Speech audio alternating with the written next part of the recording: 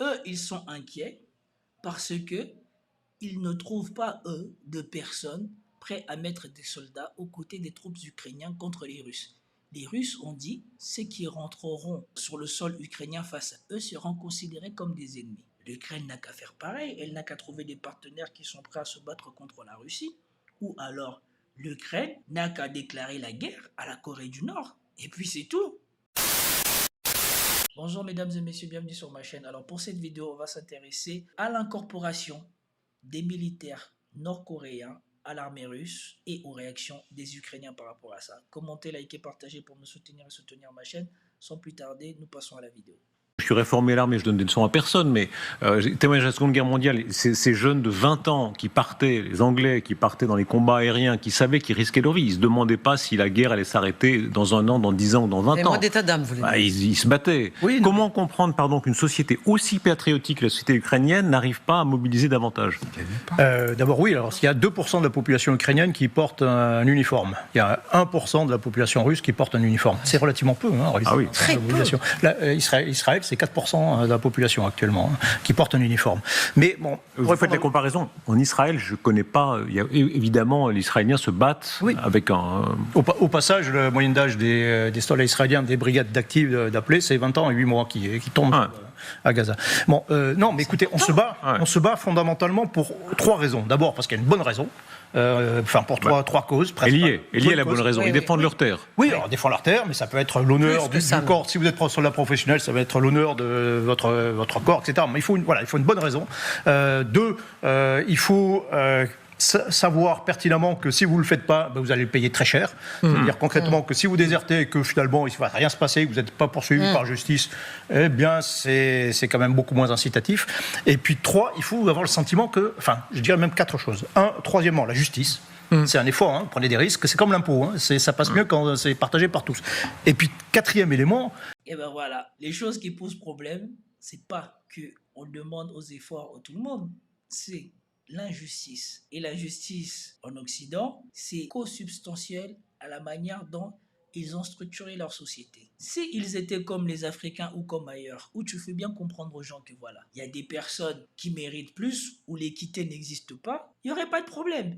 Mais eux, ils ont voulu construire des sociétés en faisant miroiter à tout le monde que c'est l'équité, que c'est la justice, que c'est l'égalité. Mais quand les choses tournent mal, on se rend compte que ce sont les privilégiés de la société qui vont échapper à l'effort. Tandis que ceux qui sont déjà dans l'effort au quotidien, c'est à eux qu'on va demander de sacrifier encore plus. Et écoutez bien la suite.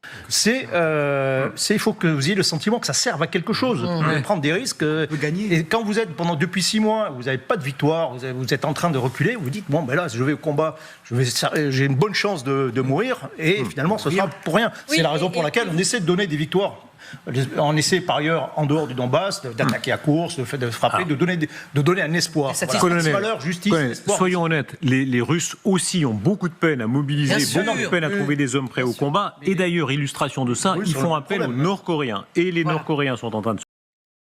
Donc, ici, là, moi j'ai du mal à comprendre comment est-ce que ce monsieur peut être un grand journaliste. Il passe des problèmes de l'Ukraine aux problèmes de la Russie en essayant de leur mettre sur les mêmes plans, en disant que les Russes, ils font appel aux Nord-Coréens. Tandis que nous savons qu'en Ukraine, il y a eu des mercenaires de la terre entière qui sont partis là-bas, qu'il y a eu des volontaires de la terre entière qui sont partis là-bas, et ils ont payé jusqu'à des gens de l'État islamique ou quoi que ce soit qui étaient venus là-bas. Mais là, la Russie a signé un pacte, je crois, de défense ou d'alliance avec la Corée, et la Corée fournit des hommes à la Russie. En quoi est-ce un problème? Le problème, c'est plutôt que les Occidentaux, eux, n'ont pas d'hommes à sacrifier pour l'Ukraine, contrairement à la Corée, et surtout, qui va dire quoi que ce soit à la Corée? Le problème, c'est surtout ça. C'est qu'ils n'ont rien à dire à la Corée, contrairement à d'autres pays dont ils pourraient menacer de sanctionner parce qu'ils coopèrent avec la Russie. Ils savent qu'ils ne peuvent rien dire à la Russie. Maintenant, en quoi est-ce un problème que la Russie reçoive un coup de main? La Russie a lutté pendant 2 ans contre l'Ukraine avec derrière elle la totalité de l'Union européenne et de l'OTAN. En quoi est-ce un problème? C'est plutôt bienvenu que la Russie, qui se défend tout seul contre toute l'industrie de l'OTAN, tous les pays de l'OTAN qui fournissent armes et argent à l'Ukraine, puisse recevoir de l'aide.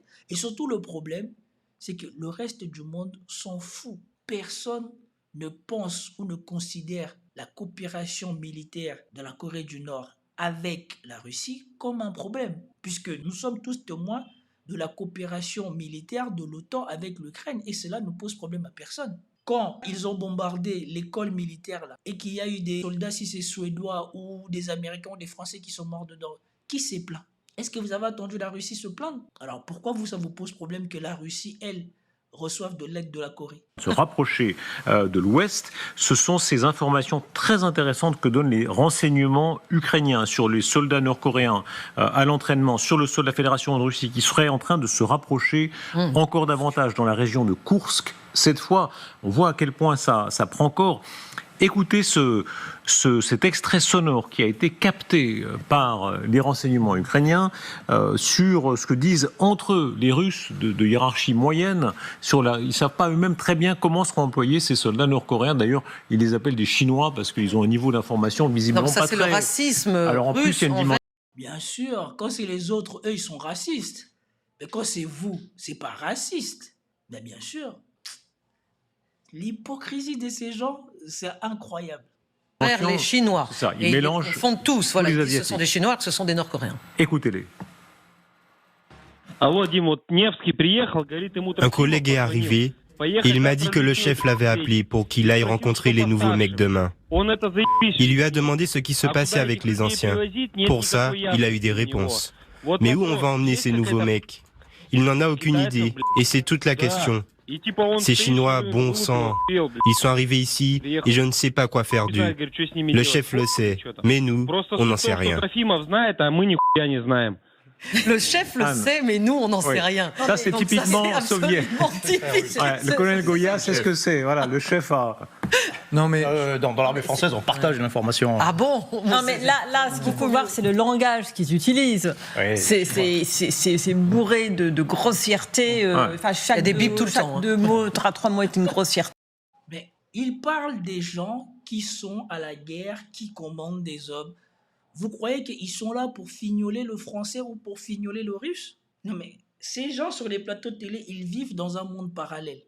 C'est complètement incroyable les choses qu'ils font et ils disent. Ils s'imaginent que quoi? Entre militaires, déjà entre hommes, entre nous, même surtout entre les femmes, entre eux. Quand on écoute leurs conversations privées qu'elles ont entre elles, c'est bourré de moqueries et de gros mots. Alors pourquoi les militaires entre eux seraient là en train de châtier la langue? Et on sent bien, c'est tellement typiquement russe. Ces hommes leur arrivent dessus, ils ne savent pas quoi en faire. Et ce qui est aussi intéressant, ce sont les différentes rumeurs qui sortent. Parce qu'il y a des rumeurs qui disent que ce sont des hommes en pleine forme physique, qui sont entraînés. Ils ne savent pas utiliser les drôles, mais on voit qu'ils sont entraînés au combat. Et maintenant, il y a d'autres rumeurs qui disent tout le contraire. Ils sont nuls, qui disent c'est des espèces ils sont très jeunes, ils sont très chétifs, ils ont moins de 20 ans. Ils ne savent pas du tout où ils sont et on ne sait pas quoi faire avec eux. Donc, ce serait vraiment intéressant. Il faut penser qu'à un moment donné, il y aura des prisonniers de guerre nord-coréens qui vont... Bien évidemment, on fabule tout ce qu'on veut. Qu'est-ce qu'on en sait de qu'est-ce qu'ils feront? Qu'est-ce qu'on sait de s'ils vont aller sur le front ou s'ils vont être en logistique? Ces gens-là fabulent tout le temps. Et c'est ça leur vrai problème. Ils sont tout le temps en train de s'imaginer ce que feraient les Russes ou ce que perdraient les Russes. Et depuis 2 ans, ils n'ont pas eu une seule fois des bonnes prédictions par rapport aux Russes. Mais ils continuent à pérorer et à raconter leur vie. Et moi, j'aimerais revenir sur une chose. Jusqu'à présent, il n'y avait que de lourds soupçons. Comme cette vidéo diffusée par des réseaux ukrainiens, présentée comme l'arrivée de soldats nord-coréens en Russie. Ou des images satellites qui montreraient leur entraînement dans des bases militaires. Désormais, ce sont les Américains qui confirment officiellement. Entre début et mi-octobre, la Corée du Nord a envoyé au moins 3000 soldats dans l'est de la Russie. Nous estimons que ces soldats ont voyagé par bateau de la région de Wonsan en Corée du Nord jusqu'à Vladivostok en Russie. Les Ukrainiens diffusent déjà cette vidéo à l'attention des soldats nord-coréens dans leur langue. Le message les incite à se rendre aux autorités ukrainiennes. Images de prison à l'appui, on leur promet qu'ils seront bien traités. Les prisonniers de guerre recevront 3 repas par jour, avec de la viande, des légumes frais et du pain. Les soldats sont actuellement sur des sites d'entraînement, notamment Ulan-Ude et Ussurisk, selon la BBC. Impossible de savoir quand ils rejoindront l'Ukraine, s'ils combattront sur la ligne de front ou assureront un soutien à l'arrière. La Corée du Nord, qui fournissait déjà des armes à la Russie, envisagerait d'envoyer au total 12 000 hommes selon la Corée du Sud. Pas de quoi faire basculer le conflit militairement, mais un tournant géopolitique. C'est une forme d'escalade, puisque pour la première fois, il y aura des soldats d'une nation étrangère qui seront aux côtés de l'agresseur, la Russie. Donc c'est, sur le plan diplomatique, un changement de posture extrêmement important. Lors d'une conférence de presse, Vladimir Poutine n'a pas démenti le déploiement de troupes de Pyongyang, sans le confirmer non plus. Donc, comme on l'a vu, eux, ils sont inquiets parce qu'ils ne trouvent pas, eux, de personnes prêtes à mettre des soldats aux côtés des troupes ukrainiennes contre les Russes. Les Russes ont dit ceux qui rentreront sur le sol ukrainien face à eux seront considérés comme des ennemis. L'Ukraine n'a qu'à faire pareil, elle n'a qu'à trouver des partenaires qui sont prêts à se battre contre la Russie. Ou alors, l'Ukraine n'a qu'à déclarer la guerre à la Corée du Nord. Et puis c'est tout. Je ne vois pas, il est où la complication diplomatique qu'ils essayent de faire attendre ici. On va attendre. Sur les réseaux sociaux, des images de soldats nord-coréens arrivés dans un camp d'entraînement militaire dans l'extrême-orient russe tournent déjà depuis 10 jours. Mais ces dernières heures, du président Zelensky au secrétaire général de l'OTAN, de nombreux responsables confirment leur déploiement beaucoup plus près du front ukrainien. Aujourd'hui, je peux confirmer que des soldats nord-coréens ont été envoyés en Russie et que des unités militaires nord-coréennes ont été déployées dans la région de Koursk. Il y en a 3000 déjà sur le sol russe, 3000 soldats nord-coréens et nous pensons, ce sont les informations de nos services de renseignement, qu'ils seront bientôt 12 000. Les Américains parlent plutôt de 10 000 soldats et ont fait part de leur inquiétude à Pékin qui conserve des relations avec Pyongyang et Moscou. Nous avons communiqué avec la République. En quoi ça concerne Pékin, c'est que fait la Corée du Nord. La Corée du Nord est libre de faire ce qu'il veut. Même si vous considérez que la Corée du Nord est un sous-fifre de la Chine. Cependant, la Corée du Nord a signé avec la Russie et la Corée du Nord aide la Russie. Si vous avez un problème, vous n'avez qu'à interpeller la Corée du Nord. Le problème avec l'Occident, c'est que maintenant, elle est prise dans ses propres contradictions. Pendant longtemps, elle a marginalisé la Corée en croyant que la Corée n'aurait aucun moyen de devenir important sur la scène internationale. Or, la Corée est en train de profiter de la situation géopolitique du moment pour sortir du trou dans lequel on l'avait enterré à l'époque où les États-Unis contrôlaient la terre entière. Puisque la Corée du Nord s'affiche aux côtés de la Russie, eh bien, allez vous plaindre à la Corée du Nord. Populaire de Chine à ce propos pour dire notre préoccupation et pour dire qu'il devrait aussi être préoccupé par ces actions déstabilisatrices entreprises par deux de ses voisins, la Russie et la Corée du Nord. La Corée du Sud, généralement bien informée sur sa voisine, pense même que des généraux nord-coréens pourraient être envoyés et réfléchit à la suite. La Corée du Nord a déployé des troupes en Russie au-delà de la fourniture d'armes. Ce qui me fait rire, c'est que la Corée du Sud, elle, en quoi ça lui pose problème que la Corée du Nord aille aider la Russie? Ça, j'ai du mal à comprendre. Peut-être que la coopération entre la Corée du Nord et la Russie ferait augmenter la puissance militaire de la Corée du Nord et que cela est une menace pour la Corée du Sud. En cela, je peux comprendre. Cependant, est-ce que la Corée du Sud, elle a intérêt à s'immiscer dans ce conflit?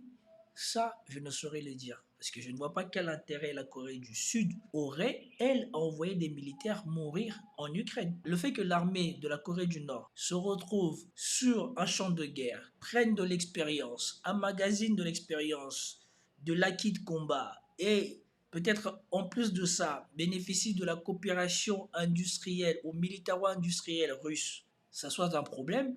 Ça, on peut comprendre, ça, ils peuvent en parler avec la Russie. Mais si eux, ils devaient rentrer, ou si eux, ils envisageaient d'envoyer des troupes en Ukraine, j'avouerais que politiquement, je ne saurais le comprendre. Mais c'est tant mieux pour eux. Ils peuvent tester aussi leur armée. Nous devons examiner minutieusement toutes les possibilités et préparer des contre-mesures. Le pays, grand exportateur d'armes, qui a déjà vendu pour des milliards de dollars d'équipements militaires à la Pologne et à la Roumanie, pourrait enfin se décider à fournir directement Kiev. En attendant, la ministre nord-coréenne des Affaires étrangères est arrivée à Moscou, son deuxième voyage en Russie en 6 semaines. Pyongyang, sans confirmer l'envoi de soldats près du front ukrainien, avait indiqué qu'une telle mesure, si elle était prise, serait conforme au droit international.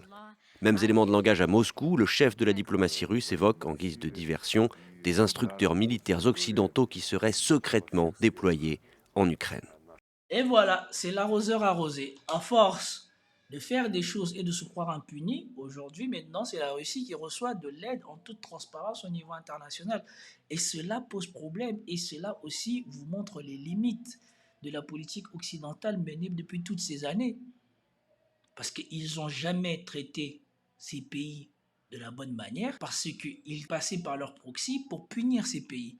Maintenant que leur circuit de sanctions ne marche plus, comment peuvent-ils encore avoir des moyens de pression sur la Russie, sur la Corée? Et maintenant, ils se retrouvent obligés d'aller supplier à la Chine de veiller à ce que la Russie et la Corée du Nord ne fassent pas déstabiliser la région. Mais en quoi cela déstabiliserait la région, puisque le conflit est localisé en Ukraine, en tout cas. Moi, ce que je voulais montrer dans cette deuxième vidéo, dans cette deuxième partie, c'est la réalité géopolitique nouvelle qui a fait bouleverser les choses et qui a changé la donne. Désormais, nous le voyons que face aux décisions qui sont prises par ces pays hors de l'Occident, l'Occident a de moins en moins d'instruments, aussi bien diplomatiques que militaires, pour peser contre cela.